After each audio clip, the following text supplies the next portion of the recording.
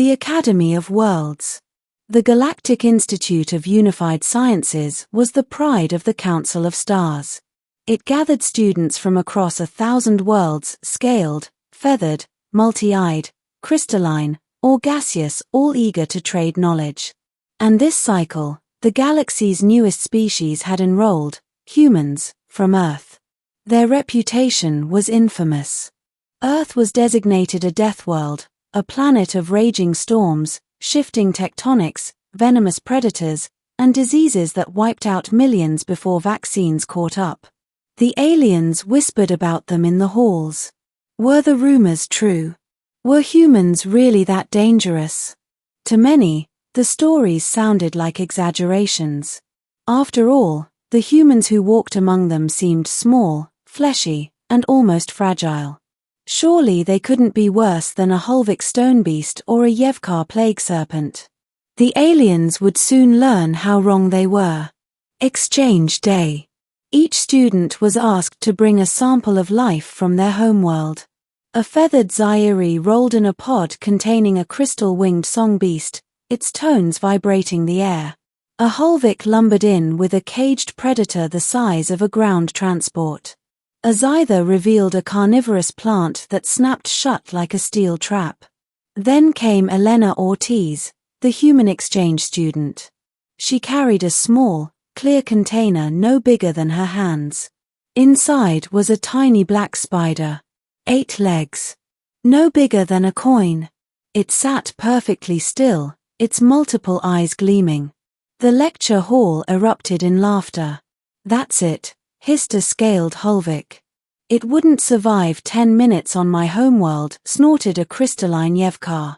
Is that even dangerous? Mocked another. Even Professor Drakal, who had overseen dissections of titans, looked bewildered.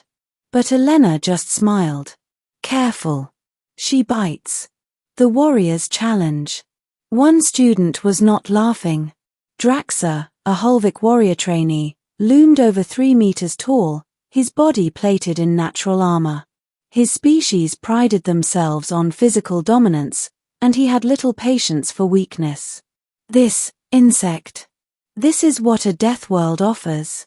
His voice was like stone cracking. I could crush it with 1 claw. Elena tilted her head. You could try. But I wouldn't recommend it. The other students roared with laughter. Draxa's pride was stoked. He stepped forward. Then release it. Let us see this so-called predator. The professor hesitated, but curiosity outweighed caution. Elena shrugged. All right. Don't say I didn't warn you. She opened the container. The bite. The spider crept out slowly, delicate legs tapping against the metal floor.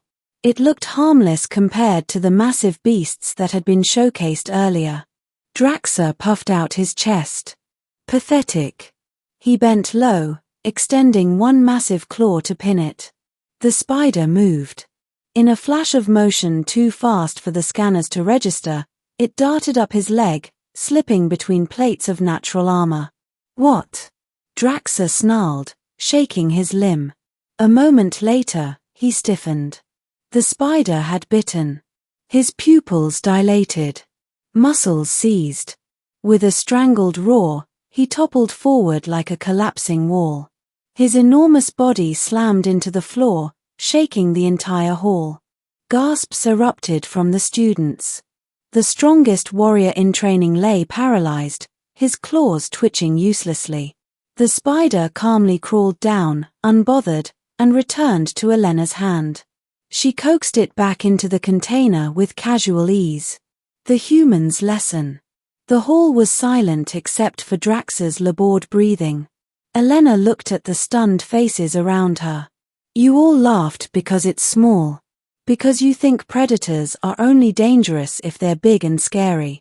But on Earth, danger doesn't care about size. She held up the container. The spider perched inside, almost fragile. It's called a funnel web spider. Its venom can kill something hundreds of times bigger than itself in minutes. And this isn't even close to the most dangerous creature where I'm from. Her voice dropped lower. We live with thousands of these. We shake out our boots before putting them on. We check corners before going to sleep. This is normal to us. She let that sink in. Now think about what it means that humans grew up surrounded by things like this and survived anyway. All eyes flicked between Elena, her tiny spider, and the paralyzed warrior on the ground. Ripples through the academy. The medics rushed in with synthesized antivenom from Elena's samples. Draxa would live, though his pride was shattered. But the damage was already done. Across the academy, whispers spread like wildfire. Did you hear? The human brought something the size of a coin that felled a Hulvik. A tiny predator, yet deadlier than most war beasts. If that's what Earth calls small, what horrors do their jungles hold? The professors met in private. For years they had debated the deathworld classification. Now there was no doubt. Earth wasn't just dangerous, it was incomprehensible. And the humans? They walked among all these species casually, smiling, laughing, even befriending the creatures that left others paralyzed with fear. Elena's reflection. That night, Elena sat in her quarters, the spider's container resting on her desk. She looked down at it with fondness. Scared them good, didn't you, girl? She whispered. The spider tapped the glass as though in reply. To her, it wasn't a monster. It was part of home. Something she'd grown up respecting, not fearing. She thought of her classmates' horrified faces. To them, this spider was the stuff of nightmares. To her, it was just Tuesday. And that was the real lesson. Humans didn't just survive death worlds. They adapted to them, lived with them, even learned to find beauty in the monsters. Epilogue, a reputation sealed. Weeks later, Draxa had recovered, though he avoided Elena entirely. The other students still gave her a wide berth, whispers following her in every corridor. The phrase spread, "Beware the humans' pets." For the galaxy, spiders became a symbol of dread.